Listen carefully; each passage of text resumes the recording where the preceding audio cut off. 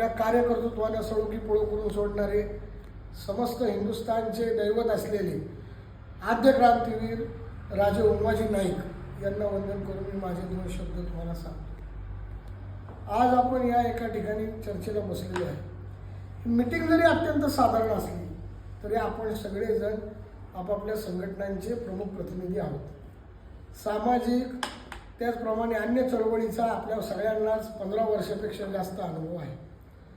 अशा या ठिकाणी प्रत्येक क्षेत्रात कार्य करून समाजाला वाटचाल देण्याचं काम तुम्ही सगळी नेते मंडळी आपापल्या पद्धतीने करत असता। आजच्या मीटिंगचा एक छोटासा निरोप होता।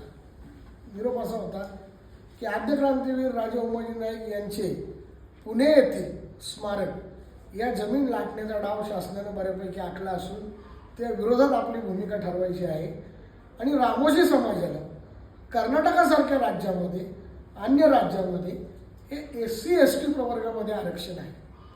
तर आपल्या महाराष्ट्रामध्ये हे आपल्याला कसं मिळेल यासाठी भविष्यात आपल्या पुढच्या पिढीचा सोन्याचा दिवस कसा येईल किंवा चांगले दिवस कसे येतील यासाठी आपल्याला विचारविनिमय करायचा आहे। आज रामोशी समाज स्वातंत्र्यानंतर 75 वर्षांनी सुद्धा उपेक्षित, वंचित आणि सत्तेपासून कोसो दूर असलेला आहे। ही भूमिका आजही नाकारता येत नाही। तुमच्यासारखे स्वतःच्या कार्यकर्तृत्वाने मोठे झालेले लोक आपण या समाजाचं काहीतरी देणं लागतो ह्या एका विचारानं झपाटतात आणि काम करतात आणि समाजाला दिशा देण्याचा, न्याय देण्याचा प्रयत्न करतात। परंतु ही मंडळी निस्वार्थपणे काम करणारी अक्षरशः हाताच्या बोटावर मोजणे इतकी आहे। बाकी लोक समाजाचा स्वतःच्या नावापुरता, स्वतःच्या प्रसिद्धीकरिता आणि स्वतःला शासन दरबारी मी कसा नेता आहे हा खोटा अपप्रचार सिद्ध करण्यामध्ये मशगूल आहेत। त्यांना इथून पुढे आपल्या विचारांमध्ये, कार्यामध्ये स्थान नाही असं आपण एक मताने आज इथे जाहीर करू। या पुढील प्रश्न, क्षत्रिय रामवंशी संघटनेचं नाव कोणाला माहीत नाही असा महाराष्ट्रामध्ये तालुका नाही। गेले अनेक वर्ष, 60 वर्षापासून त्या ठिकाणी कार्य चालू आहे। नरवीरचं कार्य चालू आहे। काही तरुण पिढीला त्याचं कार्य माहीत नसतं। युथ फाउंडेशनचं सुद्धा गेली 20-25 वर्ष कार्य चालू आहे। प्रत्येक जण आपापल्या पद्धतीने, MM नानांनी त्यांच्या पद्धतीनं, संजय नानांनी त्यांच्या पद्धतीनं, आपणनी त्यांच्या पद्धतीनं, आता सुनील आहे आमचा त्याने त्याच्या पद्धतीनं कागदपत्र उभी करण्यापासून ते प्रत्यक्ष रोडवर येऊन नाना आमचा उपोषणाला सुद्धा बसला आरक्षणासाठी। म्हणजे या गोष्टी आपण सगळ्यांनी केलेल्या आहेत। आता आजचा मुद्दा काय आहे की स्मारकाची जागा साधारणतः 2 एकर 32 गुंठे जागा ही कलेक्टरच्या ताब्यात आहे। माझा पुन्हा एकदा विषय ऐका। कलेक्टरच्या ताब्यात असलेली, शासनाकडे असलेली जागा ही शासनाने गेल्या 50 वर्षापासून किंवा तितक्याच वर्षांपासून आद्य क्रांतीवीर राजे उमाजी नाईक यांच्या स्मारकाची त्यांच्या अंतिम ठिकाणची जागा म्हणून घोषित केलेली आहे। त्यासाठी आतापर्यंत वेगवेगळ्या संघटनांनी लढे उभारलेले आहेत। या सगळ्या आपल्या समाजातील पूर्वकालीन होऊन गेलेल्या समाजाच्या योद्ध्यांचा, त्यांच्या संघर्षांचा वारसा आपल्याला इथून पुढे चालवायचा। आजपासून म्हणा किंवा आपण पर्यंत चालवतो, पण एकत्रपणे। याच्या मागची भावना काय आहे की थोडंसं समजून घ्या। कारण आपला समाज आज सुद्धा संपूर्णपणे शिक्षित नाही। त्यामुळं त्या ठिकाणी नेमकं काय घाट घातलाय सरकारने, कशा पद्धतीने बिल्डरला जागा दिली जाते हे आज सुद्धा समाजाला पटवून देणं हे थोडंसं कठीण जाणार आहे। कलेक्टरनी, महानगरपालिकेनी दोघांनी ठराव करून ही जागा स्मारकासाठी दिलेली आहे। 2005चा ठराव आहे। कागद खोटं बोलतील का? म्हणजे राजा उमाजी नाईकांचं तिथं नाव आहे ते तुम्हाला पुसून टाकता येईल का? तर त्याचं उत्तर नाही असं आहे। बरोबर आहे। मग त्या जागेसाठी आपल्याला लढा उभारताना सर्वात प्रथम हे लक्षात घेतलं पाहिजे, शासनानं त्यातनं 80 गुंठे जागा एका विशिष्ट समुदायाच्या बांधकाम व्यावसायिकाला, व्यवस्थित समजून घ्या, एका विशिष्ट समुदायाच्या बांधकाम व्यावसायिकाला स्क्वेअर मीटर प्रमाणे, 1 स्क्वेअर मीटर म्हणजे साधारणतः 9 फूट होतं। कळलं का? बांधकाम क्षेत्रात 1 स्क्वेअर मीटर म्हणजे 3 बाय 3 बरोबर 9चं गणित।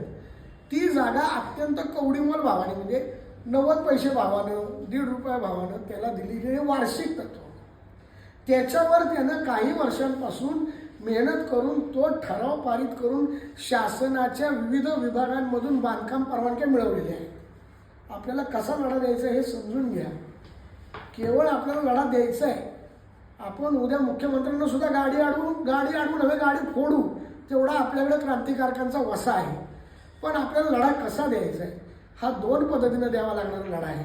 एक कागदोपत्री आणि दुसरा रस्त्यावरचा. तुमच्या लक्षात आलं का? ही 80,000 स्क्वेअर फूटची जागा, त्याच्यावरती 4 ते 8चा FSI मंजूर केल्यानंतर जवळपास 3 लाख स्क्वेअर फूटचा प्रोजेक्ट तिथं तयार झालेला आहे कागदावर.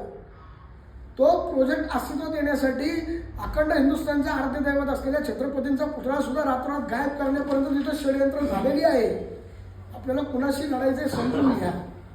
ह्या अशा लबाड लोकांशी, धूर्त लोकांशी आपल्याला लढायचं आहे. कळलं का तुम्हाला? आता ह्या लबाडांशी लढताना आपल्या हातात साधनं किती आहेत? वेळ अत्यंत कमी आहे, साधनं अत्यंत मर्यादित आहे. कारण आराखडा मंजूर झाला की शासन निर्माणप्रमाणे त्याला आपल्याला कायदेशीर स्टे घेण्यापलीकडे काही हातात उरत नाही. वेळ अत्यंत कमी आहे.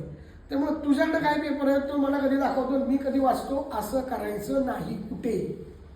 कळलं का? आपण समाज बांधव. तुम्हाला छोटंसं उदाहरण देतो, अत्यंत छोटं. लहुजी वस्ताद साळवे यांची तालीम पुण्यातील अमुक नदीच्या किनारी अमुक ठिकाणी होती आणि त्यांच्यावरती तिचा अमुक पद्धतीने अग्निसंस्कार झाला. हे अमुक व्यक्तीने लिहिलेल्या अमुक पुस्तकात आलं. मी सांगतोय, कोणताही शासकीय दस्तऐवज नसताना केवळ त्या पुस्तकामध्ये आलेल्या ऐकीव माहितीनं तो समाज जागा झाला. नदी पात्रामध्ये सरकारला 5 एकर जागा द्यावी लागली. किती द्यावी लागली बाळांना? 5 एकर. फक्त ऐकीव माहितीनं. पण राजे तिथं कोंडून ठेवले. याचा ग्रॅज्युएट ब्रिटिशांपासून ते हिंदुस्थानच्या गॅजेट ऑफिसरकडे सगळ्यांकडे आहे. मग आम्ही म्हणतो आमची नोंद असो नसो, आमच्या उमाजीची जागा 122 गुंठे नाही, 3 एकर आम्हाला तिथं द्या.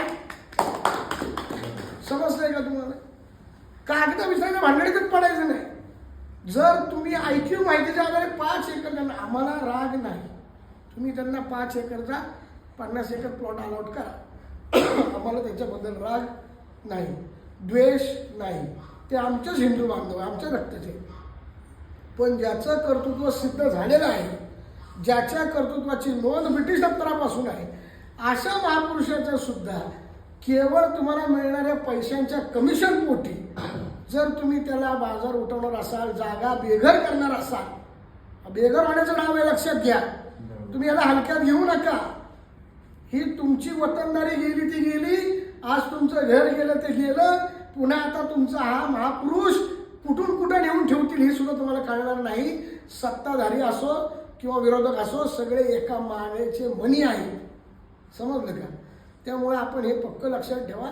आपण अधिवेशनामध्ये जाऊ, आपला तिथं लोक लक्षवेधी लागतील, त्यासाठी 100% समाज बांधव म्हणून मी तुम्हाला शब्द देतो, तुमच्याबरोबर मी आहे, होतो आणि राहील.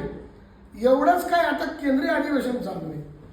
तुम्ही एक शांतपणे बसून इंग्रजीमध्ये ड्राफ्ट तयार करा. मी काय सांगतो आप्पा, सुनीलला सांगतो, तुम्ही बसून एक ड्राफ्ट तयार करा. नसेल तर मी माणूस देतो, त्याच्याकडे जा, त्याच्याकडे बसून इंग्रजीमध्ये ड्राफ्ट कर. आपण 2 खासदारांना पर्सनल भेटू दिल्लीत जाऊन. तुम्ही पाहिजे तर माझ्याबरोबर या, मी तुम्हाला नेतो आणि संसदेमध्ये सुद्धा आपण त्याचा लक्षवेधी लावण्याचा प्रयत्न करू. लक्षात घ्या, आपल्याला वेळ नकोय घालवायला. आपल्याला जी काय 20-25 दिवस हातात येईल, ही सगळं देऊन त्यांचं सरकारी उत्तर काय येतंय बघा. अहो, एक रवींद्र धंगेकर, एक ती जैन समाज, जैन राव मोहळला नाकीनं वागले त्यांनी, राव मोहळ कंपनीला अख्ख्या. नको नको करून सोडलं. शेवटी त्या जागेवर माफी मागावी लागली त्या मुरलीधर अण्णाला जाऊन तिथं त्या जैन समुदायाचे. मग आपलं तर एका पिढ्यानपिढ्या आपण रक्त सांडले महाराष्ट्राला, हिंदुत्वासाठी, धर्मासाठी, देशासाठी. आपण कशात कमी? आपण कमी फक्त 2 गोष्टीत. बोलवून सुद्धा आपण येत नाही, एवढा माज आणि मान आपल्यातल्या काही लोकांना आहे. राग मानू नका माझ्या शब्दाचा. बोलून सुद्धा यायचं नसतं का, तर मग तिथं जाऊन. आणि दुसरी गोष्ट, काही प्रश्न तिकडं तिकडं फिरवू नका. आपल्यातली काही हरामखोर प्रवृत्तीची वृत्ती अशी आहे, राग मानू नका, आपल्यातलेच काही हरामखोर प्रवृत्तीचे लोक असे आहेत की ते वाचतील, निवेदन तयार करतील, 10 लोकांना घेऊन तिथं जातील, त्यांच्या पैशाने हॉटेलात राहतील आणि दुसऱ्या दिवशी सकाळी मुख्यमंत्र्यांना फोटो काढतील की मी हे केलं, आणि आपण चर्चाच करत राहू. आपला मुद्दा त्यांना चोरून देऊ नका, माझं म्हणणं आहे. तुम्हाला वाईट वाटलं काय हरकत नाही, अगदी बरोबर आहे, अगदी बरोबर आहे. कारण ते तिथं पडी आहेत, त्यांना काय काम आहे 10 गावच्या लोकांना गोळा करायचं, तुझं वतन आणून देतो, तुझं वतन आणून देतो, मग काय, मग खर्च लागतो, मग ते 50,000 रुपये काढतात, त्यांना देतात, मग त्यांच्या जेव्हा हे पुढारी तिकडे जाते. कुणाला व्यक्तिगत बोलत नाही, पण जे आहे घडतंय ते असतंय. ते आपण सगळे आपापल्या पद्धतीनं आपल्या पदार्थ खर्च करून लढतो ना, कळलं का. तर आपले मुद्दे कोणाला देऊ नका, आपण ह्या पद्धतीने वाटचाल करू. आमची 2 एकर 32 गुंठे जागा तर द्याच, शिवाय आजूबाजूच्या 4 वस्त्या मोकळ्या करा आणि आम्हाला 5 एकरमध्ये राजा उमाजींचं भव्य स्मारक करून द्या. त्याच्यामध्ये लेझर शो पासून सगळं असलं पाहिजे, त्यांचा अत्यावत 3 तासाचा इतिहास तिथं मांडता आला पाहिजे. हे सगळं शासनाने खर्च करून बनवायचं, कळलं का. मागणी अशी पाहिजे, बरोबर आहे. म्हणजे मला कोणाला कमी लेखायचं नाही, तुम्ही सगळे माझे बांधव आहे, माझ्या सुखदुःखात येणारे लोक आहेत. म्हणून मला काय म्हणायचंय की आपण आपसात चर्चा करू, पण चर्चा ही निर्णायक असली पाहिजे की ह्यानंतर मला नवीन कुणाची आयडिया ऐकायची नाही. बरोबर आहे की नाही. ना आपल्याला आपल्या वाडवडिलांच्या पुण्यानं आपले जेवढे खांदे मजबूत आहेत तेवढं डोकं पण मजबूत आहे ना. नसतं तर ब्रिटिशांना जाहीरनामा काढला असतं का रामोशीने. ब्रिटिशांना जाहीरनामा काढला, रामोशी नुसता खांद्यात मजबूत नाही, डोक्यात पण मजबूत आहे, लक्षात ठेवा.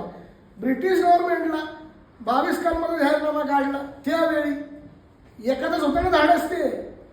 बाकी लढाया करणारे, तलवार उपसणारे अनेक होते हो, पण ब्रिटिशांना ललकारण्याचं डोकं हे रामोशी खांद्यात पण मजबूत आहे आणि डोक्यात पण मजबूत आहे.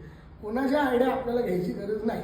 आपण 4 जण बसू, आपल्याला नाही पटलं तर तासभर आपल्यात वाद घालू, पण कुठल्या मतावर जिथं एकत्र येऊ ते आपण प्राणपणाने तिथं लढू.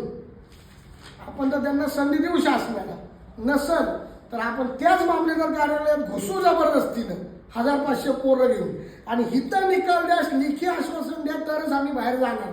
इथपर्यंतचा निर्णायक लढा आपण उभारू, याच्यात माघार घ्यायची नाही. आता माझं संपलं. तुम्हाला काही शंका असल्या